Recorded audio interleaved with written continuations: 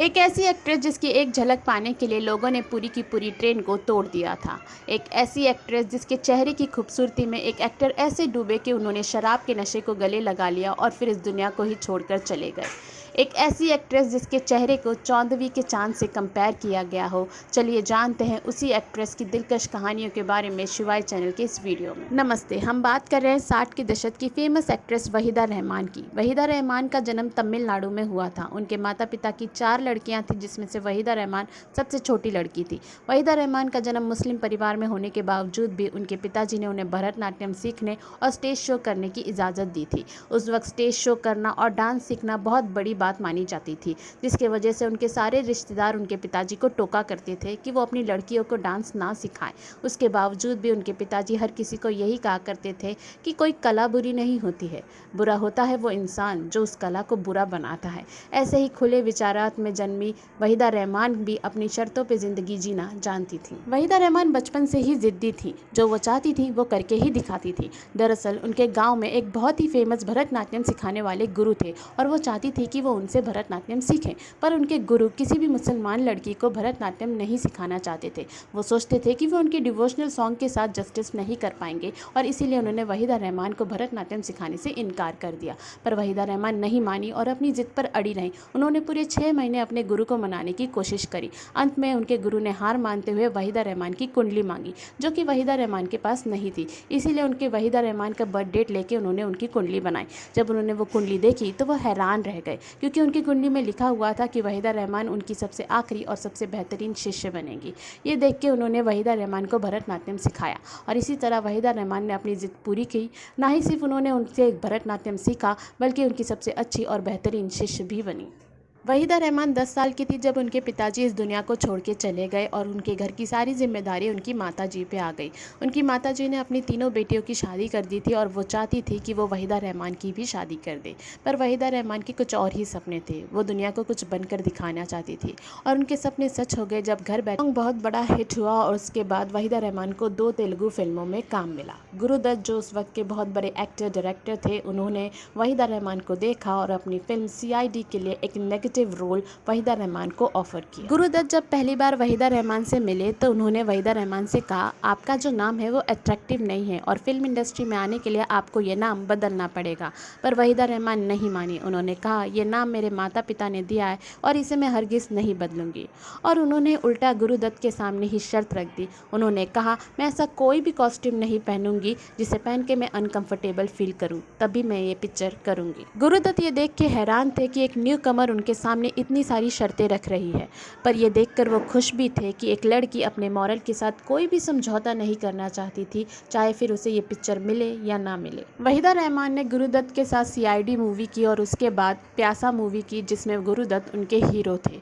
दोनों के बीच में पिक्चर के दौरान नज़दीकियां बढ़ने लगी और दोनों के प्यार के चर्चे अखबार की सुर्खियां बटोरने लगे। प्रॉब्लम तब आई जब ये बात गुरुदत्त की बीवी गीता दत्त को पता चली। गीता दत्त और गुरुदत्त ने 4 साल पहले लव मैरिज की थी और उनके 3 बच्चे भी थे। दोनों के बीच में पहले से ही बहुत झगड़े होते थे और वहीदा रहमान के आने के बाद फासले और भी बढ़ गए थे। गुरुदत्त बहुत ही शांत स्वभाव के इंसान थे, वहीं गीता दत्त सभी से मिलना जुलना पसंद करती थी। गीता दत्त एक बहुत ही उम्दा सिंगर थी, पर शादी के बाद गुरुदत्त ने गीता दत्त को किसी भी पिक्चरों में गाना गाने से रोक लगा दी थी। उनका कहना था कि गीता दत्त सिर्फ उन्हीं की बनाई हुई पिक्चरों में अपनी आवाज़ देंगी। हद तो तब हो गई थी जब उन्होंने अपने और वहीदा रहमान पे पिक्चराइज सॉन्ग पर गीता दत्त से गाना गवाया था। वहीदा रहमान इन सारी सिचुएशन को बहुत ही अच्छे से हैंडल कर रही थी, पर गुरुदत्त ये मानने को तैयार ही नहीं थे कि वहीदा रहमान उनकी नहीं हो सकती थी। एक तरफ गीता दत्त और उनके बच्चे उन्हें छोड़कर चले गए थे और दूसरी तरफ वहीदा रहमान उनकी ज़िंदगी में आ नहीं सकती थी, जिसके गम के वजह से उन्होंने शराब का सहारा लिया और फिर उसमें डूबते ही चले गए। और फिर वो दिन आया जब गुरुदत्त ने बहुत ही ज़्यादा मात्रा में शराब भी पी ली थी और बहुत सारी नशे की गोलियाँ भी खा ली थी, जिसकी वजह से उनकी डेथ हो गई और बहुत ही छोटी उम्र में एक बहुत ही बेहतरीन एक्टर और डायरेक्टर इस दुनिया को छोड़कर चला गया था। वक्त किसी के लिए रुकता नहीं और इसी तरह वहीदा रहमान भी अपनी ज़िंदगी में आगे बढ़ गई थी और अपनी फिल्मों की शूटिंग में बिजी हो गई थी। वो एक पिक्चर कर रही थी राज कपूर के साथ, जिसका नाम तीसरी कसम था, जिसकी शूटिंग भोपाल में होनी थी और शूटिंग खत्म होने के बाद वो भोपाल से मुंबई ट्रेन में आ रही थी, पर अचानक से ही ट्रेन बीच में रुक गई। जब उन्होंने देखा ये ट्रेन क्यों रुकी है तो उन्होंने देखा कि बहुत बड़ी भीड़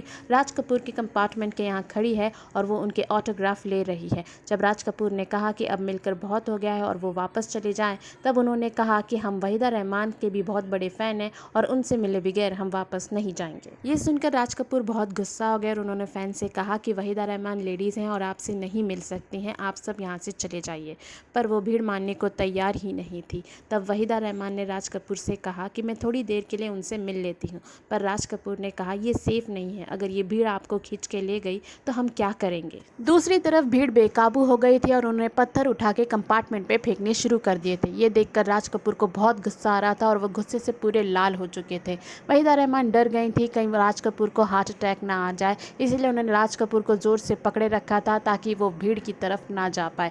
तब राज कपूर के दोस्त ने एक गन निकाली और हवा में फायर करी, जिसकी वजह से सारी भीड़ वहाँ से चली गई। जब वहीदा रहमान और राज कपूर मुंबई स्टेशन पे उतरे तब वो ट्रेन की हालत देख के हैरान रह गए थे, क्योंकि उन लड़कों ने सिर्फ राज कपूर के कंपार्टमेंट को ही नहीं तोड़ा था बल्कि उन्होंने पूरी ट्रेन को ही तोड़ दिया था। ये सब सिर्फ इसलिए हुआ था क्योंकि वो वहीदा रहमान की एक झलक देखना चाहते थे। अगर वहीदा रहमान उन्हें अपनी एक झलक दिखा देती तो ट्रेन टूटने से बच जाती। वहीदा रहमान का प्रोफेशनल करियर जहां ऊंचाइयां छू रहा था तो उनकी निजी जिंदगी भी अपने मकाम पर पहुंच रही थी। वहीदा रहमान ने एक मूवी की थी जिसका नाम था शगुन। उसमें उनके को स्टार कमलजीत थे, जो कि बहुत ही शाय किस्म के इंसान थे और वो किसी से बात नहीं करते थे। तब वहीदा रहमान के डायरेक्टर ने उनसे कहा था कि आप उनसे जाके किसी भी तरह बातें किया कीजिए ताकि वो और भी लोगों से घुल मिल सकें। शगुन मूवी की शूटिंग के दौरान कमलजीत दिल ही दिल में वहीदा रहमान से प्यार करने लगे थे, पर वहीदा रहमान को इस चीज़ के बारे में कुछ भी नहीं पता था। वो सिर्फ ये समझती थी कि कमलजीत उनकी बहुत इज्जत किया करते हैं। पर कमलजीत अपने बाकी को स्टार से कहा करते थे कि वो बहुत ही बेचैन रहा करते हैं क्योंकि वो वहीदा रहमान से बहुत प्यार करते हैं और वो उसका इजहार भी नहीं कर पा रहे हैं और इससे छुपा भी नहीं पा रहे हैं। शगुन मूवी की शूटिंग भी खत्म हो गई और देखते देखते 10 साल भी गुजर गए, पर कमलजीत अपना प्यार का इजहार वहीदा रहमान से नहीं कर पा रहे थे। यश जौहर, जो कि करण जौहर के पिताजी थे, वो वहीदा रहमान और कमलजीत दोनों के ही बहुत अच्छे दोस्त थे। यश जौहर जब भी वहीदा रहमान से मिलने जाते तो कमलजीत भी बहाने से उनके साथ चलते ताकि वो वहीदा रहमान को देख सकें।